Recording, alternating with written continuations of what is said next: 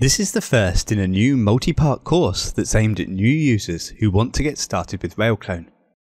All of the tutorials will use the RailClone 5 release scene as a base, with maybe a couple of diversions here and there. We'll be releasing them at regular intervals, so there'll always be something new to watch, and the source files will be available on our website so you can follow along.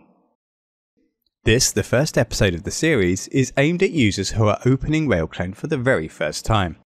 And so, for today, we're going to focus just on how to use the built-in presets. But before we get to the main lesson, let's take a look at the starting scene. We've tried to keep it pretty simple. There are some splines that define the outline of each block, and then these have been referenced and extruded to create the pavement surface itself. A smaller spline is then created within each block that will be used to describe the footprint of a building. The road is a simple bit of poly modelling, although we have been careful to add a camber because roads are almost never completely flat. In addition to the splines around the pavements that we'll use to add parking lines, curbs, cars, trees, leaves and more, there are a few additional splines down the centre of the roads and at the junctions that will be used to add road markings. There are also several pieces of geometry in the scene that we'll use in later tutorials to create custom RailClone styles. On the whole, these are, as you can see, simple models that are easy to create. We're assuming that almost everyone has some basic poly modelling skills, so we won't be covering that in this series, though we will mention how to divide up a style and how to position and orient pivots to simplify the creation of new styles. So with that out of the way, let's make a start. Most people's first steps with RailClone will be to use one of the presets from our built-in library. This is by far the quickest and easiest way to start populating your scenes. The procedure is straightforward. First of all, you'll generally need to draw a spline to describe a path for your object. So I'm going to draw a couple of splines on these corners to define where I'd like to add some railings.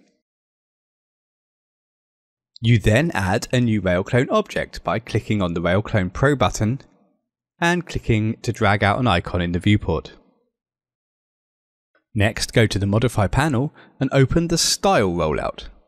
This important rollout allows you to access the library, open the Style editor to create custom styles, and include several other important settings that affect how the RailClone object is built. In this introduction, we're just going to focus on this button here which opens the library. As you can see, there's a pretty extensive built-in collection of assets. To navigate through the various categories, you'd use the tree view on the left-hand side. For example, there are loads of fences, there's guttering that you can apply to your buildings, there are various railing styles, there's a whole load of roof styles including different tiles, hips and ridges, there are interior styles including escalators, there are more railings than roads, all kinds of fencing, shelving and lots more. While I'm here, I want to mention that these styles will soon be updated and modernised, so do keep an eye out for that coming soon. So for this demo, I'm just going to pick this iron handrail from the exterior railings library. At the bottom of the interface, you have the option to choose the material type to suit your render engine. Alternatively, you can just leave it set to automatic and let RailClone decide the most appropriate material based on the currently active renderer. To load the style, click Import Selected.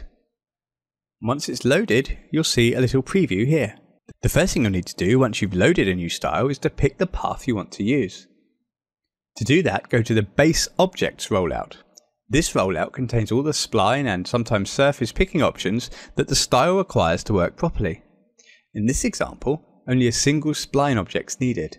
So to assign it, just pick a path from the list and then select a spline from the scene. And that's all there is to it. There's now a railing on that spline. If I pick the line, you can see this whole thing's fully parametric. I can move the knots around and change the path. I can even convert the vertices and make them curved. Everything updates in real time. So that's the basics, but let's take another example and add some handrails to the balconies of our main building. Once again, we'll create a new RailClone object, but this time we'll do it by clicking on the icon in the RailClone toolbar. Click and drag in the viewport and then switch to the Modify panel. Open the library, and this time I'm going to find Architecture Interiors Railings, Glass Handrail Free. Following the same procedure, I'm going to go to the Base Object Rollout, and then select a spline from the Base Objects list. And then on the edge of these balconies, you should pick the path called Balcony Spline. And that's pretty much it. So as you can see, this is a higher poly style than the last one we used. So it's a good idea to stop at this point and explain RailClone's display modes. If you go to the display rollout, you'll see that we have several ways to preview this geometry in the viewports. The fastest way is to use box mode, which replaces all the geometry with simplified boxes. Sometimes this confuses new users, but don't worry, it's only a display optimization and it won't affect the final render at all, which will use full geometry as you'd expect. If you want a little more of an idea of the geometry, then you can still use points cloud mode, which shows a representation of the segments without displaying any actual polygons. And then we have quick mesh mode, which uses viewport instancing to display full geometry, but in a far more optimized way than clicking on the final mode, mesh, which is seldom recommended unless your poly counts are really very low. This style also allows me to introduce the parameters rollout. Several presets have adjustable settings in addition to being able to assign a base object, and these can be found here. In this case, I have the option to mirror the geometry, swapping the side of the glass connectors. And I can also change the spacing between the posts just by changing this property. Finally, for this video, let's add one more preset for the curbs, taking advantage of the spline that was used to create the pavements.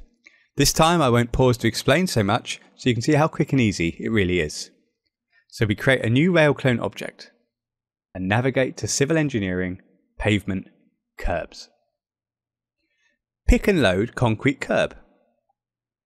And then go to the Base Objects rollout and pick the curb spline from the scene.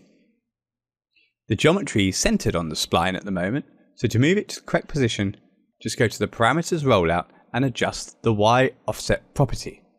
So as you can see, using the built-in presets is a really quick and easy way to start bringing your scenes to life. In the next part of this series of tutorials, we're going to look at how you can use existing presets like these as a springboard for your own styles in two ways. Either by adapting the existing geometry or by replacing it completely with your own. If you don't want to miss a tutorial, make sure you subscribe to our channel and I'll see you in the next episode.